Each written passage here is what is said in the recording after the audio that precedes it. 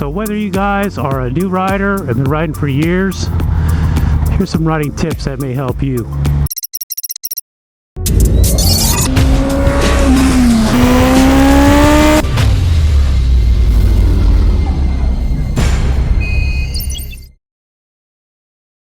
You may be wondering, all right, who's this guy thinking he's going to tell me how I'm supposed to ride? I mean, I'm not here to tell you guys how you're supposed to ride, but I have logged well over 100,000 miles on a sport bike, and along the way I've experienced just about every bad thing you can on the street. Some of the first things I'm going to tell you is riding technique, and you know what? We all have our own preferences as to how we want to, you know, what feels best on a bike, but just a couple things that I like to do. My feet on the foot pegs, I use what I call MotoGP style, where I ride with the balls of my feet on the foot pegs, not the arch. And what that does is it gets my feet further away from the street. You know, of course, if I'm braking or shifting, then I put my feet up, you know, put my arches on the foot pegs and get that done. But another thing that I prefer to do is for clutching, I only use these two fingers. And for my front brake, I only use this finger right here. That way I can control my bike and still get a grip on the bike at the same time. Now, if you're riding in a situation where there's a lot of cars around you, like right now, there's not a whole lot of traffic, but if there were cars closer to me, I always keep my finger just touching the front brake and my right foot just hovering over the rear brake. So if something goes down, I can grab the brakes really fast, you know, and take action. One thing I always try to do, and I've even heard cops say this too, is try to go at least 5 miles an hour faster than the flow of traffic. That way, you know, you're more visible. You don't want to be in their blind spot, like, okay, take this car right here, this white guy. He's moving over. All right.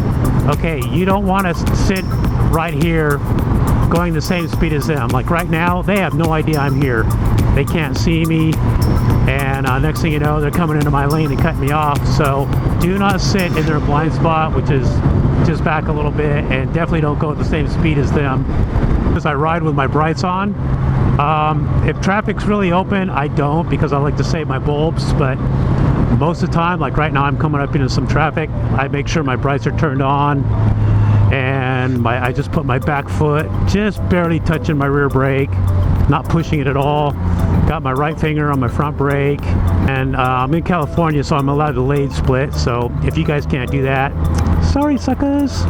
Okay, this area here is notorious for people shifting lanes and just jumping over and cutting me off of this desk. So I watch everybody, man. I'm sitting there watching every car to see what they're gonna do, because I get taken out almost every day on my way home from work. As a matter of fact, yeah, this is what I'm doing right now. I figured might as well make a video on my long, boring 45-minute ride home from work. One thing I do when I'm lane splitting is I keep an eye out for openings between cars, because I actually feel safer when there's two cars side by side, because I'm pretty sure they're not going to split, you know, jump lanes. But like, see this gap right here? But like, if you see a gap between two cars, somebody's probably going to want to jump in there, and if they do and you're splitting lanes, you're going to get messed up. Oh, courtesy wave. I courtesy wave everybody too. If I see somebody make a distinct attempt to give me space, I always give them a courtesy wave. Speaking of courtesy wave, yesterday I'm riding home and I'm splitting lanes on the highway, and a bike comes up behind me, so I immediately move over and let him through. And the guy passes through and doesn't even give me a courtesy wave. Okay, first of all, I'm a fellow biker, so boom, where's the wave? Where's the bro wave? And two, I freaking moved over for you, man. Like, I don't know, that stuff just gets under my skin. I'm like, I'm a cocky sucker. So you know what I did? I passed him back. Whoa, what's going on here? I don't know what this guy's doing. He wanted to go right, but get away from that crap. As far as riding technique goes, another thing that I do is I clutch with every shift, and I actually double shift, so I don't have to shift so many times when I'm upshifting. A lot of you guys probably like to shift without using the clutch. To me, I'm not comfortable with it. Oh, another thing, watch out for debris, man. Stuff will put you down quick. Okay, another thing, lane position. I always stay off to one side, depending on what's on my left or right hand side. I'll either stay on this side or I'll stay on this side so I can see way ahead of me, because if you can't see way ahead of you, let's say this guy right here sees a brick in the road, he's going to straddle that brick so he doesn't hit it, and you're going to hit it if you're following him directly behind him. So always stay off to one side, left or right, whichever one's got the safest margin. Increase your odds of not running over a piece of debris. Also, the center of the lanes, you know, it's not really a big problem, but you know, there's oil or whatever from cars dripping oil. Not so much of a big deal, except for when it rains. Another thing here, I just went through an intersection. Never take it for granted in an intersection that people coming side traffic are going to stop for the red light.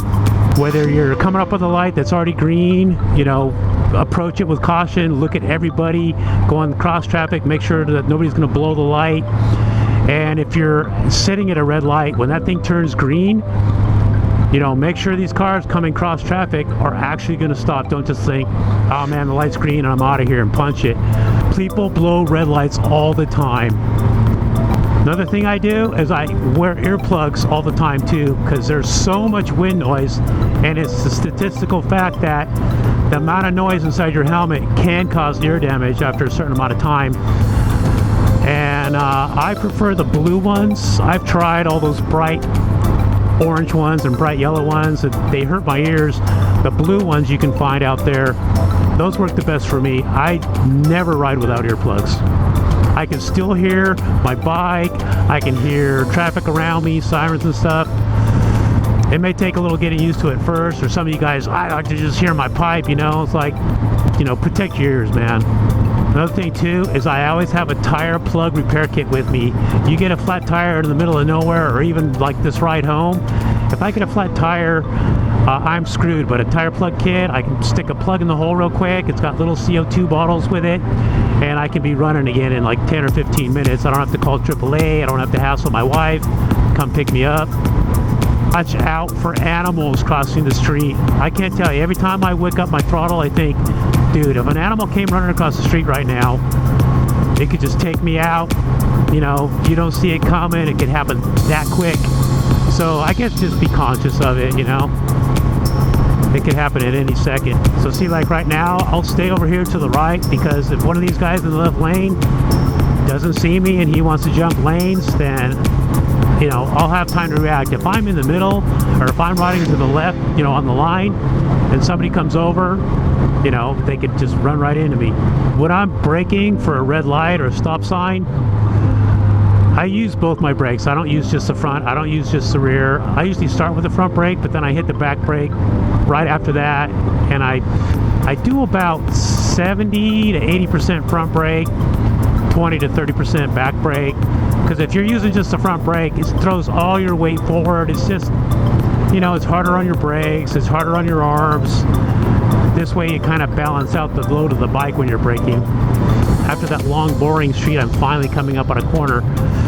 I always take this corner really cautious. It's got painted stripes, which are slippery. There could be gravel to the inside.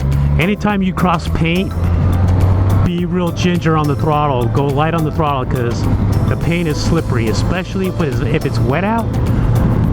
Those painted lines and arrows get really slippery. I've had my bike get pretty sideways before, and I didn't even expect it. When you're coming up on a corner, try to get all your braking done before you get to the corner. That's the best advice. I mean, if you're at a track, you can do trail braking where you're actually braking up to the apex. That's like high-speed corner, but like on tar corners like that, I get all my braking done, let off the brakes, and then go to the corner, and then accelerating out, you know, nice and smooth. You know, I'm on a 1000, so if I get on the throttle too hard and I'm still leaning, my back can step out on me and put me into a tank slapper. Yeah, it's happened before. So anyways, guys, I think that just about covers everything on my list. That was quite a bit of stuff. I'm about to jump on the highway here. It's going to get boring and loud real quick. So I'm going to tune off now. Hope this helps some of you new guys. attack the streets a little safer. Some of you guys have been riding for years, maybe never thought of that. So thanks for your support, man. I'll see you guys next video.